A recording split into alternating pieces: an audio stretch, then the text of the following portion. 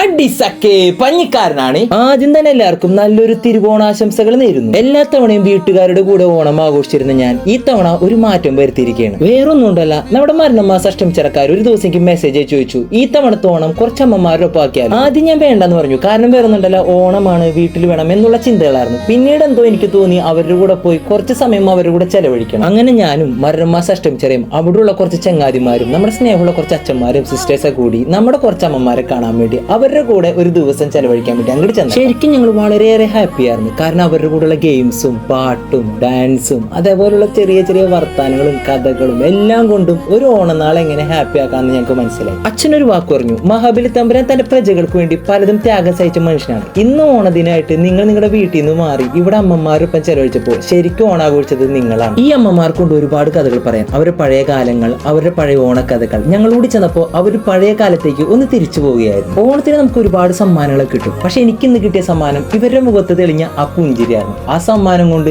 ഈ ഒരു ഓണം എനിക്ക് എന്തായാലും വളരെയേറെ ഹാപ്പിയാണ്. നമ്മൾ കാരണം ആരെങ്കിലും ഹാപ്പി ആവുകയാണെങ്കിൽ അതാണ് നമ്മുടെ ലൈഫിലെ ഏറ്റവും വലിയ ഹാപ്പിനെസ്. അങ്ങനെ മുമ്പോട്ട് പോകാൻ ആഗ്രഹിക്കുന്ന ഒരാളാണ് ഞാൻ. മരണമാസം ചില പേജ് കാരണം ഇന്ന് ഞാൻ വളരെയേറെ ഹാപ്പി. ഇത് നമ്മുടെ പുത്തൻചിറയിലെ സ്വീറ്റ് ഹോമിലുള്ള നല്ല സ്നേഹമുള്ള അമ്മമാരാണ്. ഈ ഓണം മൊത്തത്തിൽ കളറായി. ഞാൻ ഹാപ്പി, അവര് ഹാപ്പി. അപ്പൊ എല്ലാം പറഞ്ഞ പോലെ പഞ്ഞിക്കാരൻ പോണേ സുലാൻ.